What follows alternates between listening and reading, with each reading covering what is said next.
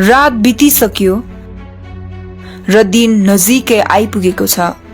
यसकारण अन्धकारका काम छोडेर हामी ज्योतिको हात हतियार धारण गरौं।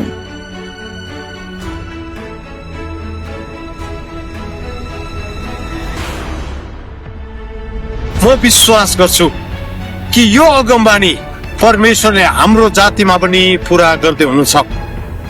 अँध्यारोको समय हाम्रो जातिको लागि सकिएर गएको छ।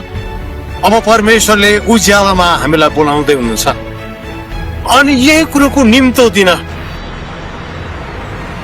यही कुरो तपाईँको जीवनमा बाँड्न, यही संगतिलाई तपाईँको बिचमा लिकन हामी यही 7, 8 अनि 9 मे 2025 तदनुसार 24 देखि 26 2082 साल हामी नेपालको बुटवलमा आइराखेका छौँ। निम्नलिखित ठेगानाहरूमा तपाईँले सम्पर्क गर्न सक्नुहुन्छ। निम्नलिखित नम्बरहरूमा तपाईँले सम्पर्क गर्न सक्नुहुन्छ।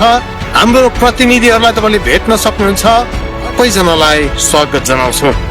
यो सेवाकाई शक्तिशाली हुनेछ, परमेश्वरको महिमाले भरिएको हुनेछ। चिन्ह चमत्कारका कुराहरू हुनेछन्, बिरामीहरू निको हुनेछ। म विश्वास छु परमेश्वरको स्वर्गको राज्यको एउटा झलक पृथ्वीमा हामी त्यति बेला अनुभव गर्नेछौँ। त्यसकारण जतिजनाले प्रार्थना गर्दै हुनुहुन्छ, परमेश्वरको उपस्थितिलाई खोज्दै हुनुहुन्छ अनि यो महिमाभित्र पस्न चाहँदै हुनुहुन्छ, आउनुहोस्। यी निम्नलिखित तारिखहरूमा, मितिहरूमा हामी भेट हुनेछौँ। तपाईँको लागि बस्ने बन्दोबस्तहरू सबै मिलाइएको छ, तम तयारी भइराखेको छ। यो नम्बरहरूमा चाँडोभन्दा चाँडो सम्पर्क गर्नुहोस् अनि तपाईँको सिटलाई तपाईँले सुरक्षित राख्नुहोस्। अवस्था हामी तपाईँलाई भेट्नेछौँ। Glory conference Butwal. परमेश्वरले तपाईँलाई धेरै आशिष दिनुभएको होस्। जय मसीह।